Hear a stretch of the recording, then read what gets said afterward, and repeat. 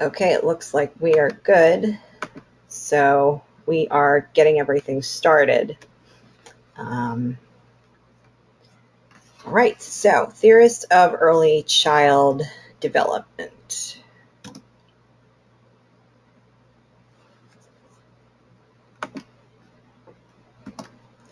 Okay, so human development is the study of humans and changes in a person that occurs over time. Changes follow an orderly pattern that increases in complex operation. So what that basically means is over time, most of the development happens in the prenatal and infancy period, as well as the early childhood period. During middle childhood and adolescence, there's more of a focus on the adult world and adult learning and needs.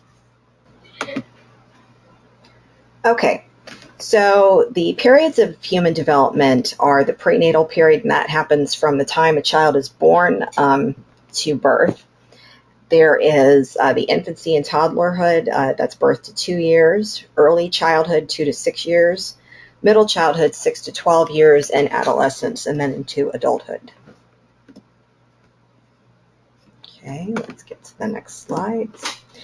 Types of development. So it's described in 3 different domains, but if there tends to be growth in one, it will influence or tend to influence the other. There's obviously physical development, which includes body, size, shape, appearance, brain development, and motor skills. Cognitive development, those are intellectual abilities and processes such as memory and solving problems, academic and everyday knowledge, imagination, point of reference, things like that humans think about. Social and emotional, and that includes behaviors in social situations.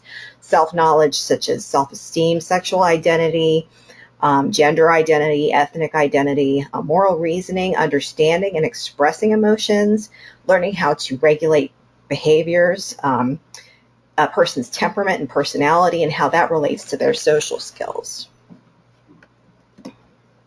So we are going to explore the early beginnings of human development, and we're going to focus on the 20th century.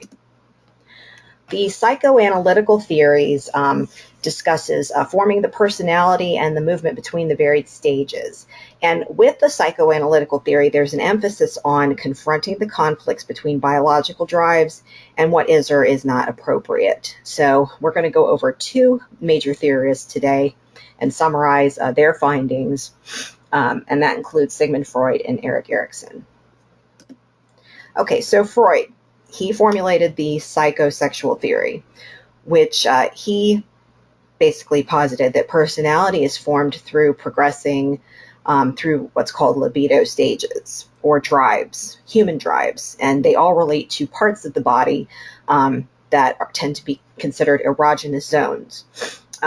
So there's the oral stage, anal stage, phallic stage, latent, and genital. So let's just do a quick informal quiz and see who we have as far as who wants to answer some of the questions. Okay, so the first question I have is,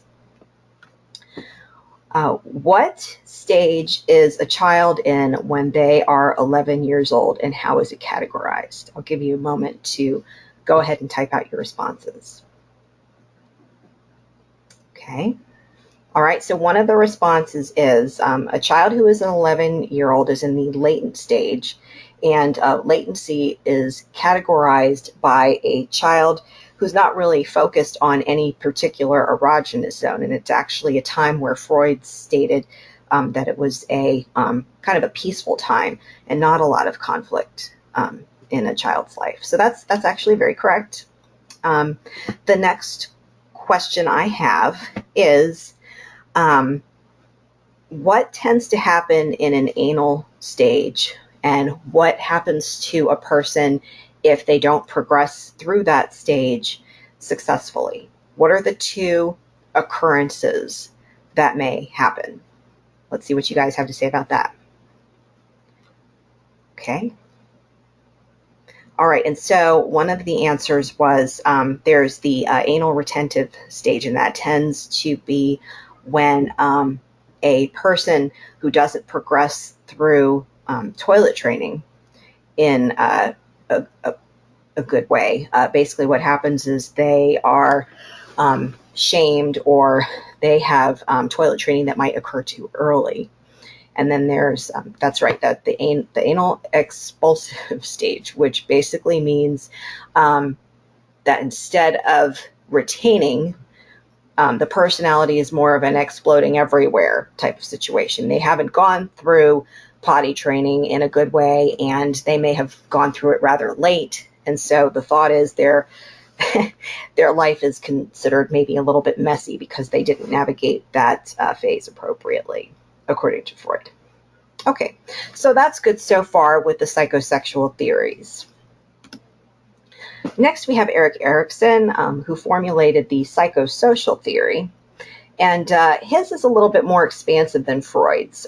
His included 8 stages. And he basically posited that development is throughout life. It's not just 5 particular stages that ends once a child is about 11 years old or 12 years old. They basically goes on through adulthood. And the 8 stages are trust versus mistrust, autonomy versus shame and doubt, initiative versus guilt, industry versus inferiority, identity versus identity confusion, intimacy versus isolation, generativity versus stagnation, and integrity versus despair.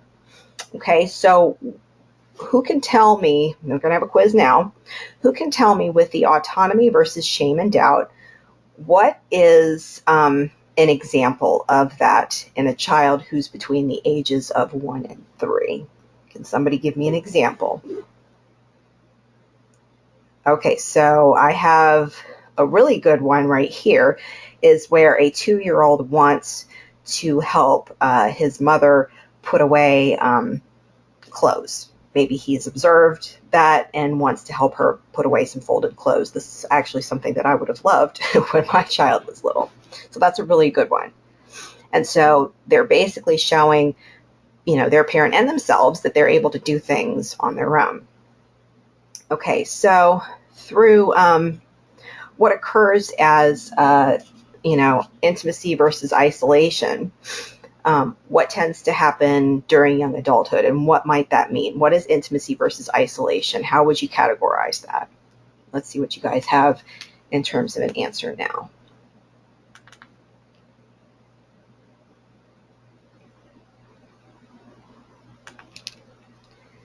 Okay, that's a really good one. A person who chooses not to interact socially with others and form positive and meaningful relationships is choosing isolation, whereas a person who wants to be with other people is choosing intimacy. It's fantastic. Okay, that's a very good review. All right, next we have behavioral and social learning theories. These are behavior, social skills, and the interaction with the environment, which impacts human development. Okay, so behaviorism was developed to challenge that which isn't observed and is too subjective. In other words, when we went back to the psychosexual stages, we're looking at behaviors that may not really be observed, and they're more subjective.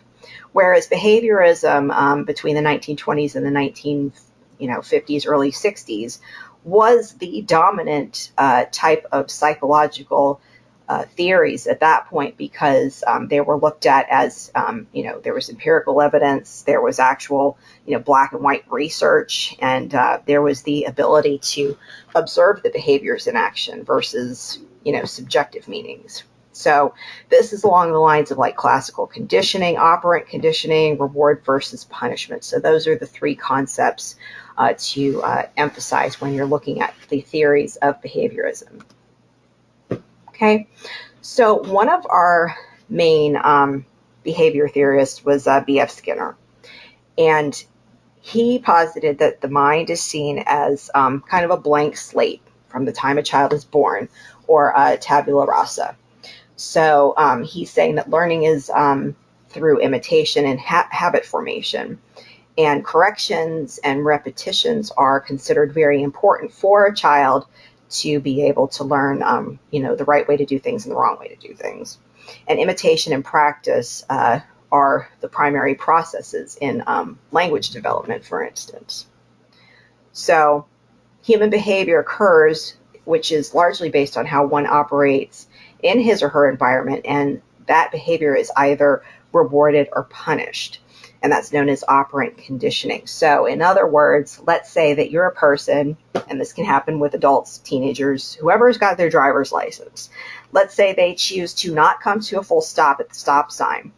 They could be doing that over and over again. We know, objectively, you're supposed to come to a full stop at a stop sign, but what if you just don't do it over time? And then all of a sudden, a police officer pulls you over and you're issued a ticket for $300. So the idea is, if you pay that, it's obviously a punishment. So what you're going to do, or the thought is, moving forward, you're not going to roll through a stop sign anymore. You're going to come to a complete stop because you'll remember, oh, I had to pay a lot of money before. So that's an example. And then learning appropriate behaviors can be broken down into smaller tasks that offer rewards to enhance further learning. Okay. So I just have a quick question. Who can give me an example of rewarded behavior that manifests itself in learning?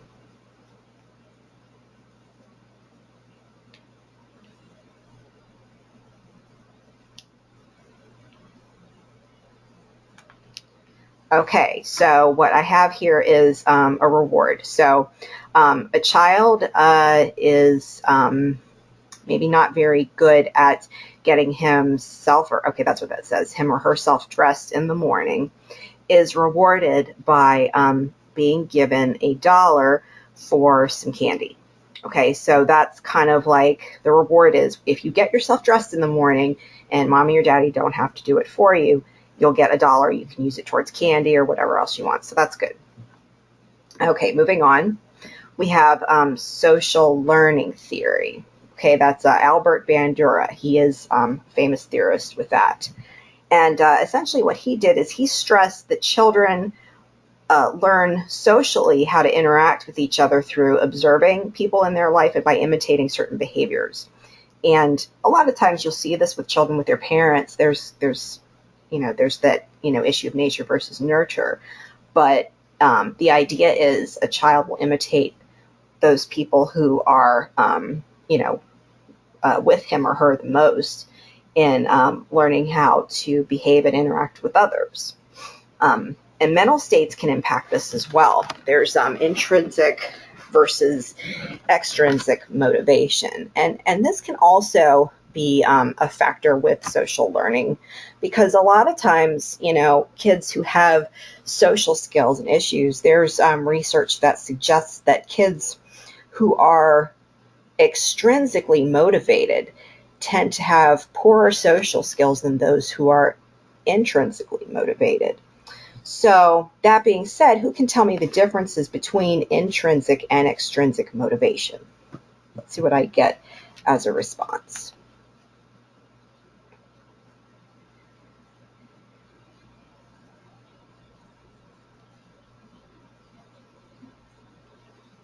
All right, that's a really good one. Okay, so an intrinsically motivated person is motivated by an internal drive to succeed. Perfect. Whereas an extrinsically motivated person feels as though they are only going to be motivated if there is an outside factor that impacts their motivation, such as getting paid a certain amount of money to do well in a job, like sales, for instance. That's quite an extrinsically motivated type of career, except that can be both, because you can have people that want to be or have a very competitive spirit and they want to do better than everybody else. So that's a very good example. So that's social learning theory, some key points. Okay. Next, we have biological theories, and these are beliefs that heredity and innate biological processes tend to govern growth. Okay. So one of the major theorists with biological theories was John Bowlby, and he came up with the attachment theory. Basically, what he did was he applied ethological principles to his theory, which promote survival, and that's essentially what an ethological principle is.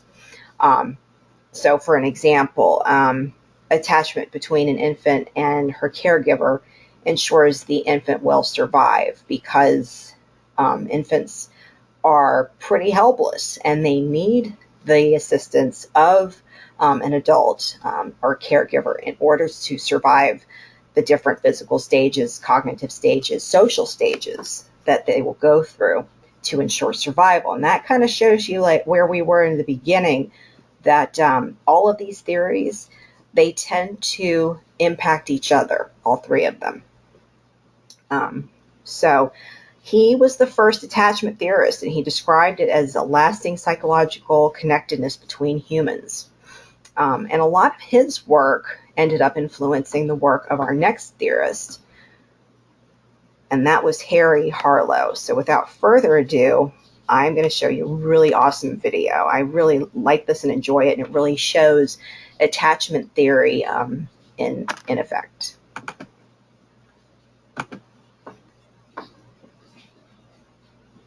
Okay, let's get this started. Developmental psychology examines how people are continuing developing from infancy through old age. Most of its research centers around the three main subjects of nature versus nurture, continuing in stages, and stability and change. Developmental psychology is very broad in terms of different research areas. Let's look at one pair of developmental psychologists who shocked us all with the result of their experiments. Margaret and Harry Harlow used baby monkeys to study how human relationships work, and use science to study love and its impact on a young life, as well as to see how attachment interplays in the critical period. Attachment can be defined as an emotional tie with another person or thing, and critical period can be defined as the time when exposure to certain stimuli produce proper development.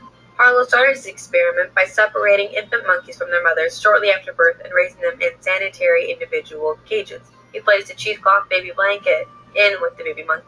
What Harlow found was when the blanket was taken away to be cleaned, it caused the monkeys distress, and they would stay distressed until the blanket was returned. This was a surprising result because it contradicted the earlier notion that attachment comes from association with nourishment. This blanket gives no nourishment, only a sense of comfort. Harlow needed more evidence to back up his results. He designed a new study with infant monkeys and fake mothers. The monkeys were put in cages with two mothers. One was made out of wire with wooden head and a feeding bottle. The other was a cylinder covered in terry cloth. His new study showed the monkeys raised with both mothers preferred the terry cloth mother over the other. This backed up his previous hypothesis that the comfort from the mother was more important than the nourishment given by the other. In this study, he also put the baby monkeys in a situation that caused them to become very terrified. As soon as they were able, the baby monkeys ran and clung to the blanket mother. And when a monkey was raised with no mom and they became frightened, they retracted into their own world like reality didn't exist. They wouldn't even run to the cloth mother that was put in. Loud and clear in Harry Harlow's experiment was that early experience and the environment were crucial to the healthy development of the infant child. And that in a sense, if you messed up, if the right kind of maternal presence was not there during the critical years, then that infant might grow up to be an adult incapable of forming healthy relationships with other kinds of people. Harlow's experiments show that nurturement is just as important as nourishment, and that babies and humans need love as much as they need sustenance. And love needs to start at birth for proper development. Right. So that gives you an idea of how important this particular theory is with regard to, showing how kids grow and develop by forming not only emotional attachments with their caregivers, but as you can see, physical attachment with their caregivers is very important. I mean, what struck me the most is when you see that last video with the monkey who had no wire mother, no cloth mother at all. And I mean, essentially what he looked like to me was someone who was very mentally and somewhat physically incapacitated. So that just goes to show how important attachment is in helping children and humans grow and develop. All right, next we have cognitive theories, how humans learn and succeed in navigating cognitive strengths and stages. And this is such an important part of what human development courses are about. That's why we spent so much time last week talking about Jean Piaget and his cognitive development theory. And we learned that children construct their understanding of the world through their active involvement in interactions. And one of the criticisms of his work is that he started it essentially through studying his 3 children by how they learned information, not what they learned. And so initially it was found that, well, okay, so we studied these 3 children. I mean, what about, how is that even a relevant, valid study? And so other studies were conducted after that to show, there was some validity. He described children's understanding of their world through schemas and how they learn and how they use them through assimilating information and accommodating information based on, new things that they learned about every day. Okay, so his developmental stages include the sensory motor stage, which is birth through age 2. The infant uses his senses and motor abilities to understand their world. Pre-operation, it's ages 2 to 7. The child uses mental representations of objects and is able to use symbolic thought and language. Concrete operations, that age 7 to 11, the child uses logical operations or principles when solving problems. Formal operations, that's ages 12 and up, the use of logical operations in a systematic fashion and with the ability to use abstractions. Okay, so that summarizes Piaget's cognitive developmental stages. So now we have an outline of our 20th century theories and theorists. We have the psychoanalytical theories that were formulated by Sigmund Freud and Erik Erikson. Behavioral and social learning theories through B.F. Skinner, operant conditioning, social learning, Albert Bandera and Harry Harlow, and cognitive theory, cognitive development, as discussed by Jean Piaget.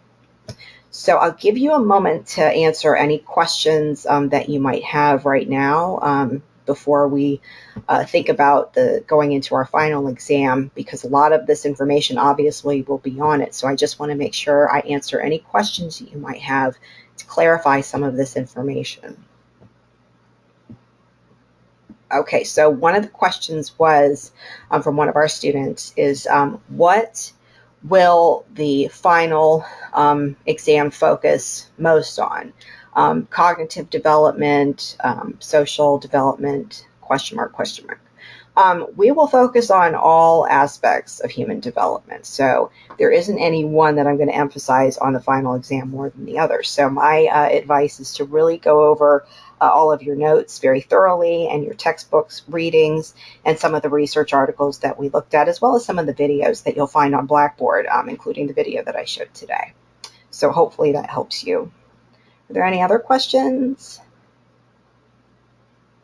Okay, great.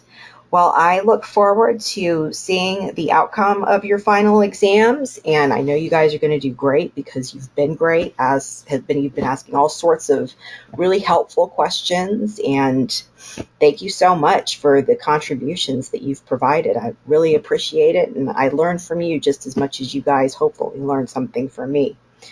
And the references I'm going to provide you on a handout so that you can look at the videos that later on, and you'll find the handout on Blackboard. So again,